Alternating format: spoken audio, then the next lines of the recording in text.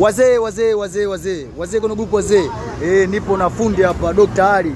Alikuwa na mechi yake na Dogo Shuku ngoma 24 na Ali kushinda 3-1. Ali, unazungumzaje mechi yako? Mechi ilikuwa ngumu, ila nashukuru Mwenyezi Mungu ngoma ilishinda. Ila mechi kwa ujumla ilikuwa ngumu. Sawa bwana Ali. Neno moja kwa mdhamini. Bwana mdhamini namshukuru sana Guifu. Anazidi kutuwekea mechi. Wachezaji tunarudi kwenye fomu. Sawa. Kwa nitafuta fomu yangu ya nyuma. Maana ila hapa sijarudi. Na watu wanaona ninashinda. Unajua nimerudi kwenye fomu yangu. Fomu yangu haijarudi bado. Sawa. Ila ndo naitafuta fomu yangu ya zamani. Sawa. Kwa hiyo kama kitokea mdhamini akisema bwana chagua Mswaki bwana Upoze au bwana Mechi, mchezaji gani ambao unataka kucheza naye? Mimi bwana sio muungwana na Miswaki.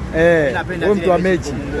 Akisema akitokea mdhamini akiniwekea Nduli, nitafurahi sana kwa sababu Nduli huwa anatabia kukatizia mafanikio ya watu. Mtu akichukua ligi acheze. Kila mtu akichukua kombe anamkatizia kwa mbele. Kwa mtu wadhamini wakipendeza akinipa Nduli itakuwa vizuri. Sawa bwana Ali, wadhamini wamekusikia.